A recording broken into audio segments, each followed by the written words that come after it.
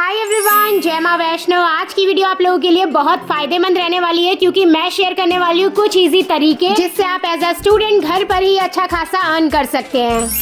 तो सबसे पहला तरीका है ट्यूशन टीचर बनके। स्कूल कॉलेज में ना हमें अपना पूरा टाइम स्टडीज को देना होता है, इसी वजह से ना हम फुल टाइम जॉब नहीं कर सकते। और इन सब कारणों को देखते हुए ना ये मुझे सबसे प्रैक्टिकल और इजी तरीका लगता है स्टूडेंट्स के लिए घर पर ही अर्न करने का। आपकी गली में मोहल्ले में छोटे छोटे बच्चे होंगे ही जिनको ट्यूशन की जरूरत होगी, और इससे ना आपकी पढ़ाई भी डिस्टर्ब नहीं होगी क्योंकि पूरे दिन में आपको बस 1 से 2 घंटे देने हैं, जो कई बार आप फोन चलाने या फिर इधर उधर ही वेस्ट कर देते हैं। और आज जितने भी तरीके मैं आप लोगों के साथ शेयर करूंगी ना, वो या तो मैंने अपनी स्टूडेंट लाइफ में फॉलो करे हैं या मेरे आसपास के बहुत करीब लोगों ने फॉलो करे हैं, और इन सारे तरीकों से ही ना उनकी स्टडी में कोई इफेक्ट नहीं आया है। और अपने दिन के कुछ घंटे देकर अगर आपको हजारों मिल रहे हैं तो इससे बेस्ट क्या है। नेक्स्ट तरीका है बाय क्रिएटिंग कंटेंट। अब ये तो आप लोगों को बताने की जरूरत नहीं होनी चाहिए कि कंटेंट क्रिएशन से लोग कितने हद तक का अर्न कर रहे हैं, लेकिन ये मैं पहले ही बता दूं कि ये ना टाइम टेकिंग प्रोसेस है, आपको रातों रात इसमें कुछ भी नहीं मिलने वाला। लेकिन अगर आप स्टूडेंट है ना तो ये बहुत सही एज है आपकी सोशल मीडिया के प्लेटफॉर्म में अपनी खुद की आइडेंटिटी बनाकर अर्न करने की। और जब तक आप अपनी एक्चुअल अर्निंग की एज में आएंगे ना, तब तक आप एक बहुत अच्छा बेस क्रिएट कर चुके होंगे।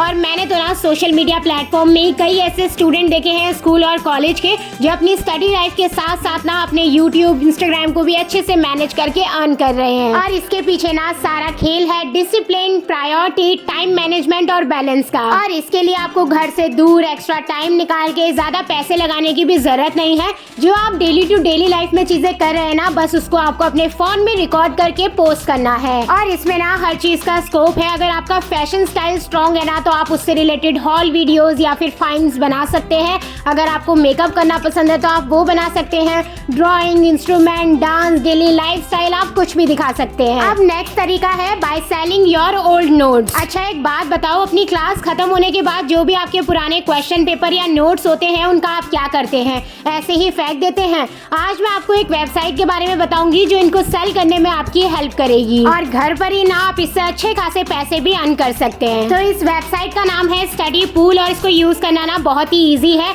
सबसे पहले आपको अपनी मेल आईडी डालकर ना एक अकाउंट क्रिएट कर लेना है। मेरा पहले से ही था तो मैंने ईमेल आईडी और पासवर्ड डालकर लॉगिन कर लिया। लॉगिन करते ही आपके आगे कुछ इस तरीके का इंटरफेस खुलेगा। 3 डॉट्स पर क्लिक करके आपको सेल डॉक्यूमेंट में जाना है। यहाँ पर आपको जो लोग इस ऐप के थ्रू टॉप अर्निंग कर रहे हैं उनके नाम और उनकी अर्निंग दोनों दिख जाएंगे। फिर आपको क्लिक करना है अपलोड अ न्यू फाइल, और अपने डॉक्यूमेंट्स को सिलेक्ट करके अपलोड कर देना है। आप हैंड रिटन और टाइप्ड दोनों टाइप के यूज कर सकते हैं, लेकिन इस बात का ध्यान रखना आपको कहीं से भी ना फेक डाउनलोड करके अपलोड नहीं करना है क्योंकि वो अप्रूव नहीं होंगे। और जैसे ही आप अपने डॉक्यूमेंट्स अपलोड करेंगे ना, वो 2 से लेकर 24 घंटे का टाइम लेंगे अप्रूवल के लिए। और यहाँ डैशबोर्ड में आपको सब दिख जाएगा कि कितने अप्रूव्ड हुए हैं, कितने नहीं हुए हैं। आपको अपने नोट्स को क्लियर रखना है, प्रॉपर टाइटल टैग्स डालने हैं ताकि स्टूडेंट उनको इजीली सर्च कर सके। और आपको पता है अगर आपके कोई नोट्स को एक बार क्लिक करता है ना, तो उससे आप $10 तक अर्न कर सकते हैं। आप इसमें ना 2 तरीके से अर्निंग कर सकते हैं, डॉक्यूमेंट्स को सेल करके भी और ट्यूटर बन के भी। यहाँ पर हम डॉक्यूमेंट्स को सेल करना सीख रहे हैं, और देखो यहाँ पर क्लियर दिखाया हुआ है कि कितने लोगों ने आपके नोट्स पर क्लिक करा है और उससे आपने कितने डॉलर्स अर्न कर लिए हैं। अगर आप वापस से 3 डॉट्स पे क्लिक करके माई बैलेंस पे जाएंगे ना, तो एक प्रॉपर डैशबोर्ड खुल जाएगा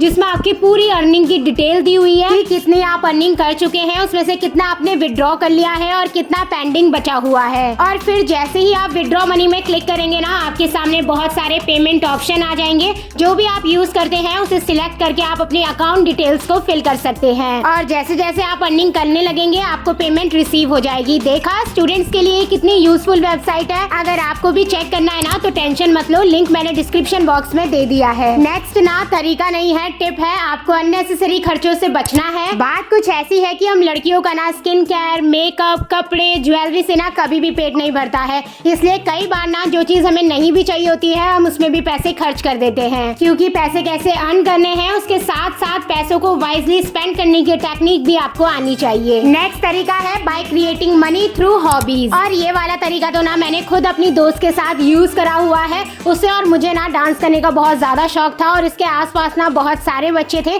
तो समर वेकेशन में ना हम उसके नीचे वाले रूम को खाली कर दिया करते थे, उसमें एक डीजे लगा दिया करते थे, एक दो मिरर खड़े कर दिया करते थे और बच्चों का ना वहीं पर ही डांस सिखाया करते थे। और एज अ स्टूडेंट उस टाइम पर ना हम पे अच्छे खासे पैसे हो भी गए थे। आपको ना एक और अपनी दोस्त का एग्जांपल देती हूँ। उसे ना मेहंदी लगाने का बहुत शौक था, तो कभी भी करवा चौथ, राखी, दिवाली जैसा फेस्टिवल आता था ना, तो वो अपने आसपास के ना ब्यूटी पार्लर्स पे बात कर लिया करती थी और वहाँ पर मेहंदी लगाने जाती थी और सिर्फ 1-2 दिन में ना वो बहुत अच्छे खासे पैसे घर लाती थी। तो कुछ इस तरीके से ना आप अपनी हॉबीज को मोनेटाइज कर सकते हैं। हर किसी की अलग हॉबीज होती है, किसी को गाना गाना पसंद होता है, किसी को इंस्ट्रूमेंट बजाना पसंद है, किसी को ड्राइंग करनी, किसी को मेकअप करना। तो आप इन सब का यूज करके ना अपनी हॉबीज को शार्पन कर सकते हैं, उसकी आपकी और अच्छे से प्रैक्टिस भी हो जाएगी और साथ में आप कुछ पैसे अर्न भी कर लेंगे। चलो अब इसी बात पर मुझे कमेंट्स में बता देना कि आप लोगों की फेवरेट हॉबीज कौन सी है। नेक्स्ट फिर से टिप है which is create a budget. अब बजट बनाने के फायदे क्या है? सबसे पहले तो ना ये आपके फाइनेंसेस को मैनेज करने में हेल्प करता है।